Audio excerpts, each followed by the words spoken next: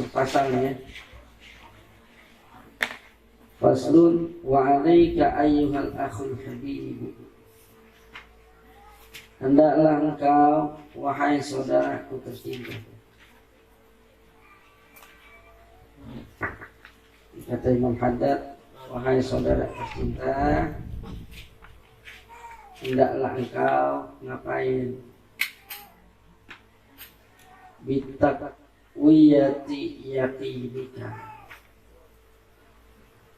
yakni menguatkan keyakinanmu, wa tahsinihi, dan juga memperbagusnya.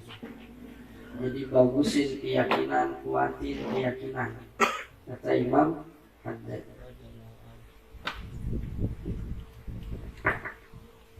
Jadi beliau memanggil kita ayyuhal akhul habib, hai saudara tercinta. Kita kayak saudara dia.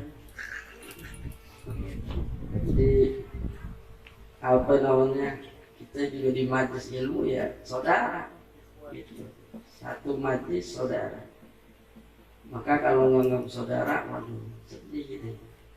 Jadi satu majelis biar berasa saudara. Jadi bangun persaudaraan di majelis. Kalau namanya saudara, pantas gak irian, pantas gak dengkian. Nah, makanya sungguh tragis orang udah ngaji mesti dengki aja, orang udah ngaji masih iri aja.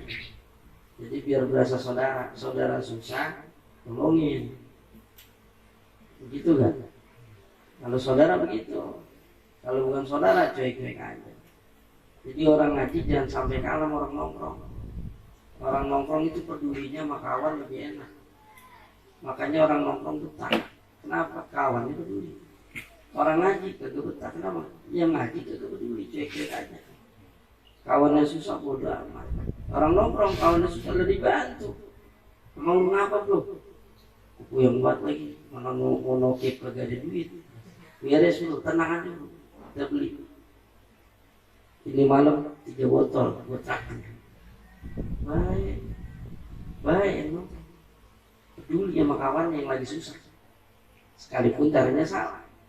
Tapi orang ngaji punya pikiran begitu, bobol otaknya. Ubinya jangan begitu. Orang ngaji lebih kuat lagi bersaudaranya. Makanya kasihan orang baru tobat masuk masjid, tapi di masjid dicuekin. Sholat jamaah kagak ada yang tahu dia. Bahkan di asemin mukanya. Tapi ketika dia suntuk, dia masuk ke diskotik, gelasnya pecah atau lagi suntuk, dia aduh mau minum puyang, ditolongin sama yang lain. Bro mau minum bro, ini bro bareng sama gue.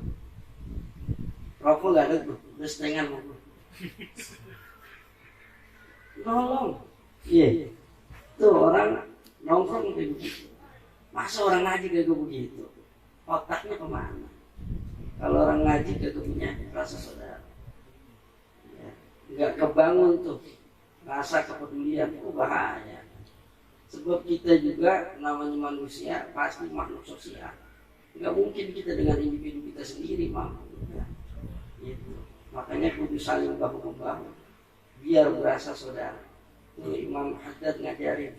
Ngajar kita aja ayyuhal habib, ayyuhal akhul habib, hai saudara tercinta. Jadi biar berasa saudara. Jadi saudara susah tolongin. Lah waktu gue susah kok kagak yang nolongin ya? Berarti mungkin persaudaraannya masih lemah. Lah terus kalau gitu gue nggak usah nolongin dia. Nah itu yang salah. Biarin kalau dulu belum ditolongin, sekarang kita nolongin nggak masalah. Ntar bakalan kita lagi gantian di begitu. Itu ide begitu. Jadi biar punya pikiran. Jadi jangan cuek-cuek aja hidup. Karena ente hidup nggak mungkin dicuekin itu enak, nggak mungkin. Nggak bakal berasa enak ketika hidup di. Jadi biar punya rasa cinta sama saudara. Biar kebangun tuh persaudaraan di majlis. Jangan di majlis cuek-cuek aja, masuk bodoh aja kayak nggak kenal. Ente nggak percaya. Ada riwayat. Ntar ada kawan kita yang nolongin kita di akhirat.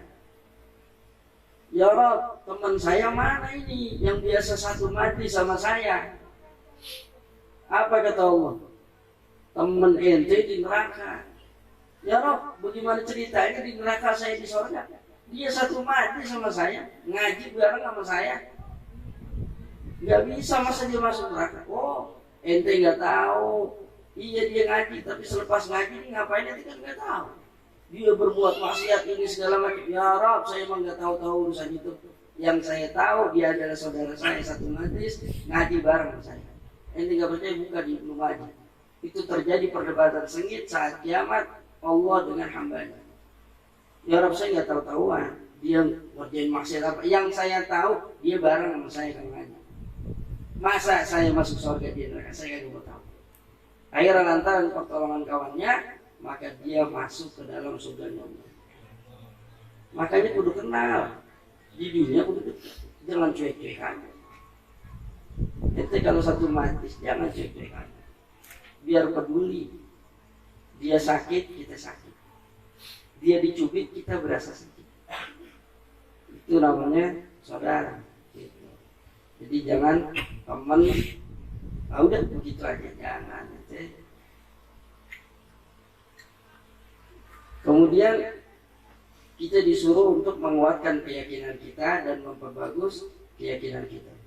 Fa innal yaqina, karena sungguhnya keyakinan itu idza tamakkana minal qalbi, apabila ia sudah menetap di dalam hati, wastaula alaihi, dan telah menundukkan hati, saral ghaibu, jadilah sesuatu yang gaib, yang tidak tampak, ka'annahu syahadatun, seolah-olah dia tampak, seolah-olah dia terlihat, seolah-olah dia bisa langsung disaksikan. Itu yakin kalau sudah mantap. Dia nggak pernah lihat namanya Monas, tapi berdasarkan pengetahuannya Monas itu tinggi, atasnya ada emas. Maka dia yakin ketika ada orang bilang, oh Monas kagak ada emas, enggak percaya. Yakin apa? Udah mantap. Kenapa? Berdasarkan keilmuan yang dia baca, literatur yang dia lihat, kemudian gambar yang dia lihat, atau mungkin video yang dia lihat, yang dia tahu Monas tinggi, ada emasnya di atas. Maka ketika ada orang, enggak, Monas pendek, Monas itu kayak halte tingginya, terus kagak ada emas, nggak percaya. Kenapa? Dia sudah yakin dengan ilmunya, seolah-olah dia udah melihat Monas, padahal belum. Paham gak? Itu orang kalau yakin udah mantap, udah begitu. Mau dia geser kayak apa, enggak goyang. Gitu. Kita yakin sama orang yang kita cintai, nggak bakal goyang. Biar kata orang yang kita cintain itu diisiin begini, dijelekin begini, nggak bakal goyang. Kita tetap pikirin dia, tetap pikirin bini kita, tetap pikirin kekasih kita yang kita cintai. Biar kata orang begini, tetap yang namanya cinta udah. Karena dia yakin begini pasti begini, nggak mungkin kesonok-kesonok gitu.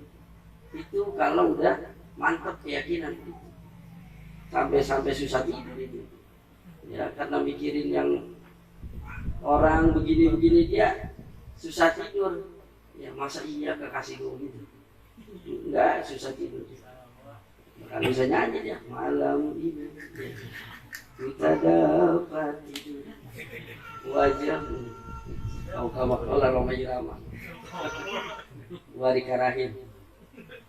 Jadi apa namanya, orang kalau udah yakin ya mantap, seolah-olah dia udah nyaksiin langsung, udah melihat padahal. Wa inda dzalika, nah dan di sisi yang demikian itu, yaqulul muqin, berkatalah orang yang telah yakin, yang yakinnya mantap, kama qala Aliyun, sebagaimana berkata Sayyidina Ali karamallahu wajhah. Beliau dapat gelar karamallahu wajhah lantaran ada dua pendapat karena beliau tidak pernah merasakan kekufuran. Beliau masuk Islam masih anak-anak, jadi belum merasain kekufuran. Ada juga mengatakan kenapa beliau didoakan begitu, beda dengan yang lain. Yang lain nggak pakai karamallahu wajhah, beliau doang Sayyidina Ali. Ya, beliau radhiyallahu anhu wa karamallahu wajhah. Tapi yang lainnya nggak ada tanpa karamallahu wajhah. Itu diantaranya tadi karena belum pernah merasakan kekufuran. Yang kedua ada pendapat karena beliau tidak pernah melihat kemaluannya. Jadi kemaluannya nggak pernah dilihat kayak apa modelnya. Gitu. Makanya kita makruh hukumnya ngeliatin itu aja. Buang air kecil jangan diliatin aja. Nah begini ya. Nah, jangan itu biarin aja. Biarin, nggak usah diliatin gitu. Tapi mau gitu dah. Pernah kan lu pernah lihat kan? Pasti lu pernah lihat seumur hidup. Atau pas lagi sunat, lihat kan? Wah iya begini udah. Udah masa masih penasaran aja. Udah gak usah dilihat-lihat. Makruh hukumnya. Ngeliatin kemaluan. Ini bukan dilihatin lu, diukur lagi. Dijengkalin lagi. Kan main. Masya Allah. Ya, kita standarnya di segitu. Orang Arab tuh ada dalam keterangan kita, beliau kalau mereka kalau buang air kecil itu nyediain lubang. Jadi itu kemaluan dicelup lubang. Nongkrong dicelup lubang. Moga itu kayak apa? Ngomong. Berarti kan anak banget itu. Ya, luar biasa kan. Gitu. Ya. Sampai dulu, Masya Allah. Aja dulu ada preman, apanya aja ditato, sampai kemaluannya ditato. Akhirnya dia nikah. Dia sama preman juga, preman sama preman wati deh. Perempuan maksudnya, perempuannya preman juga. Akhirnya nikah. Itu nikah, mau hubungan badan. Dia lihat kemaluan lakinya ada tato, nggak jadi, nggak mau bang. Apa nih? Itu kan nama mantan abang itu bikin tato, tulisannya selak di kemaluannya. Nggak kagak mau, itu mantan abang, enggak saya kagak mau, hilangin dulu. Kan susah ngapusnya, tato. Akhirnya kata lakinya, Neng biar sabar, Neng tenang dulu Neng. Ini kan udah apa-apa, coba Neng pegang terus dah sampai bangun. Ya begitu dipegang bangun udah tulisannya berubah, selamat menikmati. Kan saya panjang.